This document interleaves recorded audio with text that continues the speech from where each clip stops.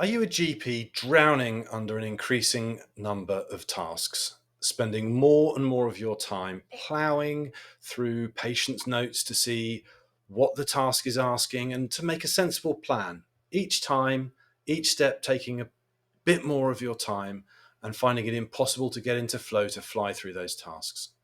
Well, if you stay with me to the end, I'm going to show you one way we might cut this list down to size, as well as getting some fringe benefits along the way. Before I can go into this, however, I think it's worth thinking about why the list of tasks seems to be growing.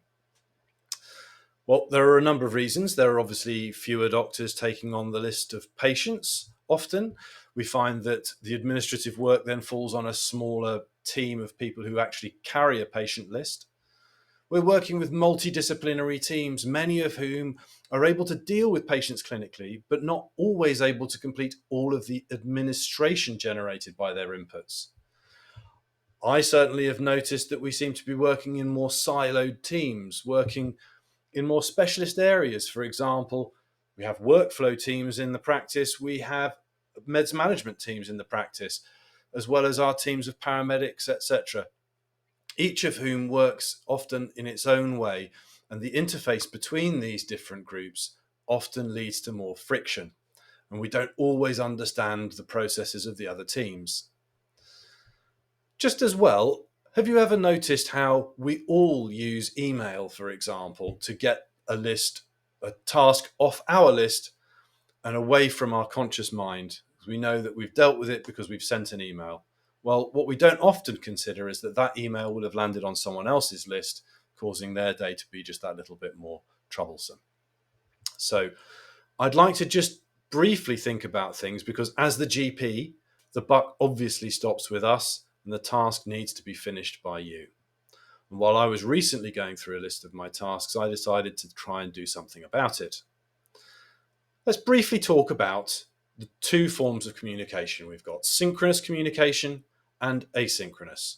That is to say, intermittent communications like a message interaction on WhatsApp or via text message, an e-consult, or tasks which we find ourselves having within our clinical system. And then, of course, there's the synchronous, where we have a live conversation, communication that happens in real time. Now, my point today is not that one is right and the other is wrong. There are clearly benefits and drawbacks to both types. For example, very frequently when I'm dealing with a patient problem, an asynchronous type of communication, like an e-consult or a text message, can let me get through the problem without getting into all of the social niceties and time that takes, building up rapport with the patient. Now, clearly, as you can see from the other side of that, it doesn't allow you to build up the rapport with the patient or the continuity of care, which is so important to us when we're looking at long-term care and patients with more complex needs. But it can be very, very powerful for those acute care issues or things that is just about communicating information across when you've already got that rapport. So the other form is obviously the synchronous, or the conversations that we have. And for me, I'm a big fan of these. They are a really good way of building relationships, creating a sense of community within the workplace, and the communication is clearer. There's less toing and froing over time. When we don't understand something, we can tell that immediately and we can get the information we need at that point.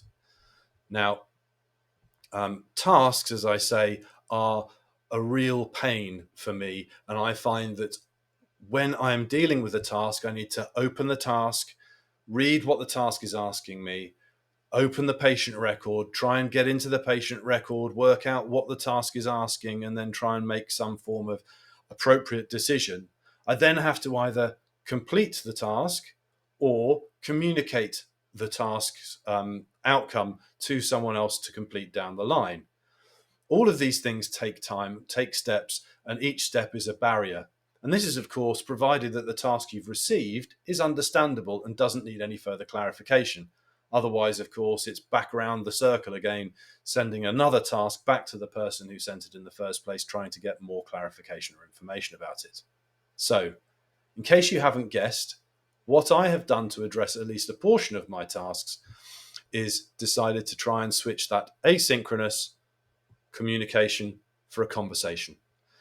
So looking through, I noticed that there are a lot of my tasks coming from the medicines management team, who are an amazing group of people within our practice.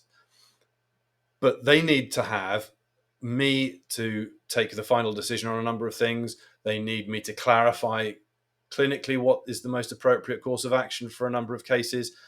And it is in those cases that the tasks come through to me. So I had a brainwave and I went into my meds management team and I offered that I would come into their room for a period of time every day that I was at the practice.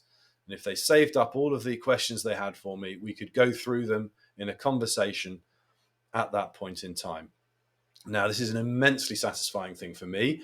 I really enjoy finding out what's going on. And very often these tasks are coming about because I'm not aware of the latest protocols.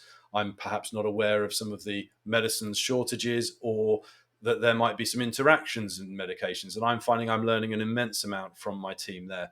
And hopefully they're gaining a little bit more from me as well as we talk through the clinical situations we're talking about.